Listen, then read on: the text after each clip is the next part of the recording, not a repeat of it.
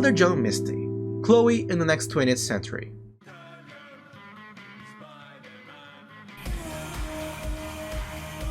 Hello?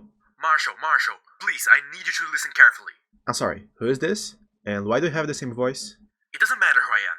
I came to tell you to praise the hell of the new Father John Misty album, or else your bedroom will be set on fire. What? Yeah, if you do that, you prevent the... God damn crackheads. Also, that album isn't even that good to begin with. This new Father John Misty album is fine. That's it, fine. At first it grabbed me with the cabaret pop and Frank Sinatra influences, but it didn't take long for the sound to get pretty lame and it made me go to bed early. Overall, I enjoyed the mellow listen, but the best track showed that the sound of the record had potential to be amazing. And besides that song and the sudden guitar in the last track, there was pretty much no surprising here. And I leave this record feeling pretty underwhelmed, at least making me go to bed early fixing my sleep schedule. Thanks, Mr. Tillman. Negative highlights, 63%. Envy of None, self-titled. For the ones unaware, Envy of None is the new band of Alex Lifeson, famed guitarist of the true greatest band of all time, don't at me, every other opinion is wrong, Rush. And considering how post-breakup projects tend to act, I was expecting something not too far off from where he started. So he basically approached me, gave me a slap in the face and said, "Eat this art pop album, sucker, eh?" And it's a good one too. It's an album that is very mellow and atmospheric. Occasionally it can even feel a bit like a dream pop release for me. And considering what I originally expected, this turned out to be a great surprise. Old dogs can learn new tricks after all. Here are the highlights of this new trick, and a score of 77%. Spiritualized. Everything was beautiful. That title is wrong. Change the was for is, and it describes the album perfectly, and I don't have to review it anymore. Bye!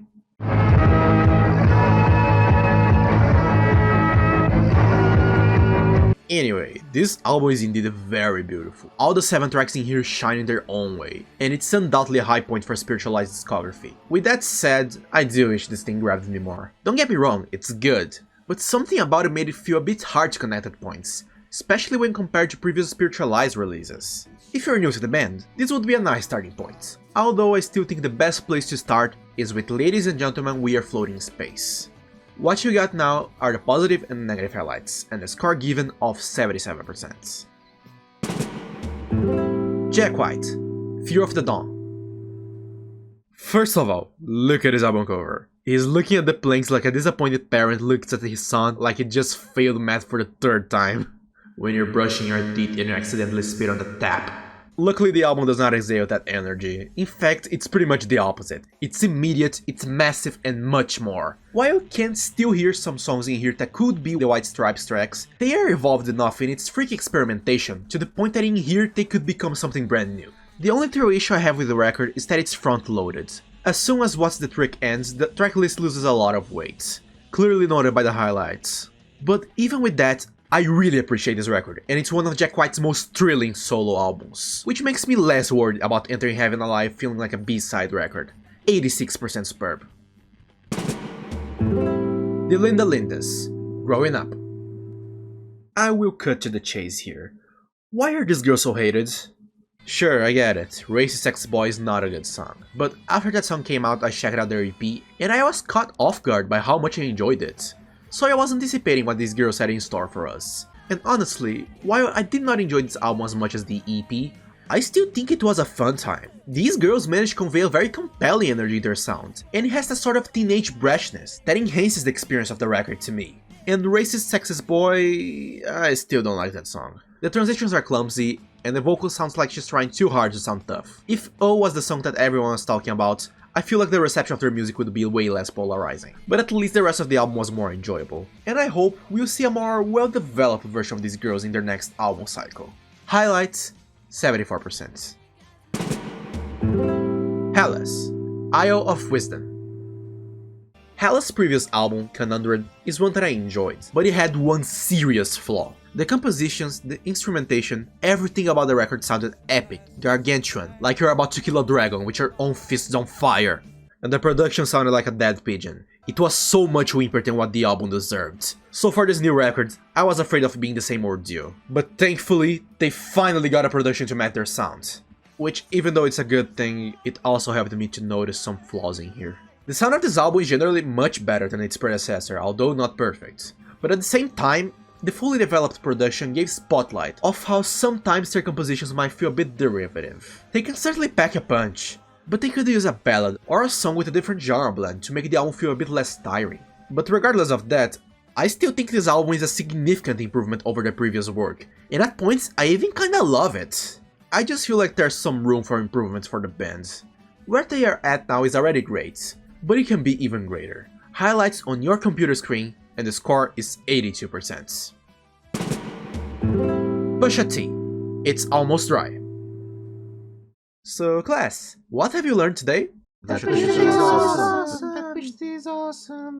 That's right, class, I am so proud of you! Mr. Quinston, Yes, my dear? if you like Pusha-T so much, why don't you like Daytona? Pusha, what do I do with you, my good Terence Thornton? I love you as a rapper. You will have fantastic and engaging flows, some of my all-time favorite hip-hop songs ever, yet none of your albums have fully clicked with me. It's Almost Dry was the closest one to do so. It has a very strong production, amazing bars, and some of Pusha's best tracks. But don't forget there is still some burdens on the other side of the scale, like some really vapid moments, and the hook of Dreaming of the Past, which will become my new lip paralysis demon. And the result is a record that yes, I did like, and it's possibly my new favorite Pusha record. But I don't see it as one of the best albums of the year, which is what I hoped for. So well, 76%. King Gizzard and the Lizard Wizard, Omnium Gatherum. I'm pretty sure Stu participated of a raffle and won a lifetime supply of 5-hour energy bottles. Because there's no way this band is a reliable touring act that managed to put out an average 2 albums per year, with most of them being incredibly high quality and well thought, without forfeiting the cardinal need of sleep. And this new album only reinforces my theory, because this thing is 80 minutes long and it's possibly, in my view, the greatest thing the band has ever done. And it's also the album of the month. This feels like a culmination of everything the band has done in the past. Gumboot soup on steroids, basically. There are some songs in here that I wouldn't look out of place in Infest the Rat's Nest, or even Fishy for Fishies. Plus, adding tracks that could only go well in here, especially the ones with rapping. And this Megazord, despite being so all over the place, is still so damn cohesive, and of such high magnitude. I'm pretty sure it can demolish entire buildings. Tell me your non-sleeping secrets, Liz Wiz. I need it as well so I can post more often in this YouTube channel. Positive highlights, negative highlights, 95% superb. Swedish House Mafia, Paradise Again. At first, I thought this album was going to be Moth to a Flame plus a bunch of filler. But then that ASAP Rocky track came, and the album lifted up the bars in a way that even caught me off guard. It kept in that good lane until that one song with Sting came, and it started to go back to the filler house path it started with. Do I like the album overall? Yeah, it's well produced and it has some all-time great Swedish House Mafia tracks. Not that you have much to compare though. But the edges of the record could have been trimmed for a linear experience. Still, it was better than expected, even if I was killed by 3 Samaras after the album ended. Well, that happens. Highlights, score of 68%. Vince Staples, Ramona Park Broke My Heart. An image that speaks louder than I ever could. Remember Vince Staples' album from last year? I did not like that one. The lyrics did a great job, but the beats and the delivery are duller than the kitchen knives of a college student. This album thankfully feels like that album, but with significantly better beats, and much more compelling performances, while still keeping the quality of the dour lyrics of the previous records. That's a good thing, by the way. The only point against it that I can really think is that it doesn't feel as boundary pushing and eccentric like some of Vince's work felt in the past. I guess this is how he opted to do things, to give a better spotlight in the negative tone of the lyrics. But it took a bit from the experience to me. Plus, in the second half of the record, there are some songs that enter through an ear and leave through the other. I believe this is a significant improvement over his last album. Is it Vince's best work? No, far from it. But it's him going back on track, and hopefully his next release will be the third evolution of this Pokemon. The highlights are here, and the score is 74%. Haru Nemuri, Shunka Ryougen. Considering its album cover, I was expecting it to sound more mature than Nemuri's debut records. And it kinda is, but it's still very much in the same lane of Haruto Shura. Although I think I prefer that record to this one. But I still think this is a really good album that has lots of personality. And my god, if I could frame a sound, I totally frame Haru's screams in my living room. It would make even the Property Brothers jealous. Best songs, worst song, 82%. Somali Yacht Club, The Space. I feel like I should like this album more than I do.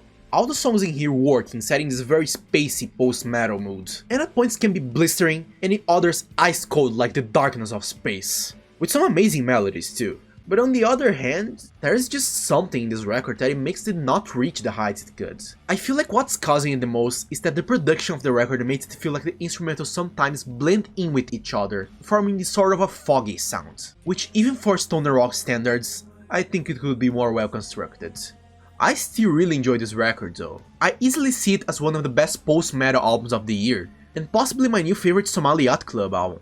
But I feel like this is more of a stepping stone to a masterpiece than the masterpiece in itself. The positive highlights are pretty good though, 79%. Red Hot Chili Peppers, Unlimited Love. The first Red Hot Chili Peppers album with Pusha-T since Stadium Arcadian. Was I hyped? Yes. Did I like the final result? Also yes. But do I think it's one of their best albums? No.